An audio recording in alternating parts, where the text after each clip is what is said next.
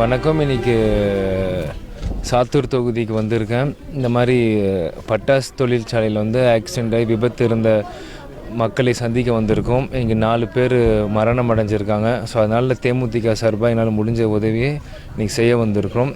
இது ஒரு தொடர் கதையாக போயிட்டே இருக்குது. ஏன்னா நான் எலெக்ஷன் அறிவித்த தேதியிலேருந்து வேட்பாளராக நான் இங்கே இருக்கும்போது நான் சுற்றி பார்த்துட்டு இருக்கும்போது தொடர்ந்து இதே மாதிரி பாதிப்புகள் தொடர்ந்து விருதுநகர் மாவட்டம் முழுவதும், சாத்தூர், விருதுநகர், சிவகாசி பகுதி முழுவதும் பட்டாசு தொழிற்சாலையில் ஒர்க் பண்ணுறவங்க எல்லாருமே ஆக்சிடெண்ட்டில் பாதிக்கிறாங்க, உயிரிழக்கிறாங்க. இது ஒரு நிரந்தர தீர்வு கவர்மெண்ட் கொடுக்கணும். ஏன்னா இறந்ததுக்கப்புறம் அவங்களுக்கு நிதி வழங்குறது சந்தோஷமான ஒரு விஷயமா இருந்தாலும் அதை அது எவ்வளோ நாளுக்கு அது பயன்படும்.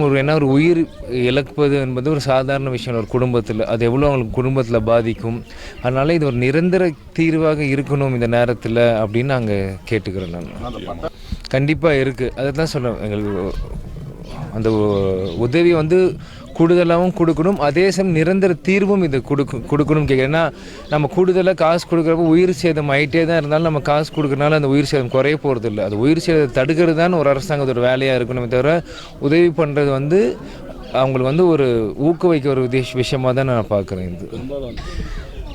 இது எப்படி நம்ம இதை பார்த்திங்கன்னா குற்றமுள்ள நெஞ்சு குறுகுறுக்குன்னு சொல்லுவாங்க. அப்போ கடலை சாராயம் காய்ச்சறது திமுக அரசு ஆதரிக்கிறதுனால தான் அது வெளியே வரக்கூடாதுன்னு 10 லட்சம் ரூபாய் கொடுத்து உடனடியாக மூட பார்க்குறாங்க. இந்த மாதிரி இடத்துல ஏன்னா இது எல்லாமே ப்ரைவேட் ஒரு விஷயமாக தான் இருக்குது. பட்டாசு தொழிற்சாலையெல்லாம் பார்த்திங்கன்னா ப்ரைவேட்டான ஒரு விஷயமாக தான் இருக்குது. ஸோ ப்ரைவேட்டாக இருக்கிறப்போ அரசாங்கம் ஏதோ கொடுக்கணும் என்றதுக்காக 3 லட்சம்ன்றாங்க. அந்த மாதிரி விஷயத்துலாம் கவர்மெண்ட்டே இருக்கிறதுனால தான் எக்ஸ்ட்ரா காசு கொடுத்து அதை மூடி மறைக்க பார்க்குறாங்க.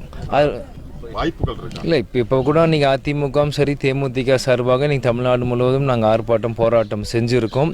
இதே மாதிரி எங்கள் அந்நியாரும் சரி அண்ணன் எடப்பாடி அண்ணனும் சொன்னால் இதே மாதிரி தொடர்ச்சியாக போயிருந்தால் மீண்டும் மிகப்பெரிய ஆர்ப்பாட்டம் போராட்டங்கள் நடக்கும்னு சொல்லியிருந்தாங்க. இது திமுக அரசாங்கம் தான் இது இமீடியட்டாக அது ஸ்டாப் பண்ணணும், ஊக்குவிச்சுட்டு அவங்களே இது மாதிரி பண்ணுற ஒரு தவறான விஷயமாக பார்க்குறோம். இதே மாதிரி தொடர்ந்தால் கண்டிப்பாக எனக்கு தேமுதிக சார்பாகவும் அதிமுக சார்பாகவும் மிகப்பெரிய போராட்டங்கள் இருக்கும்னு நான் சொல்லிக்கிறேன்.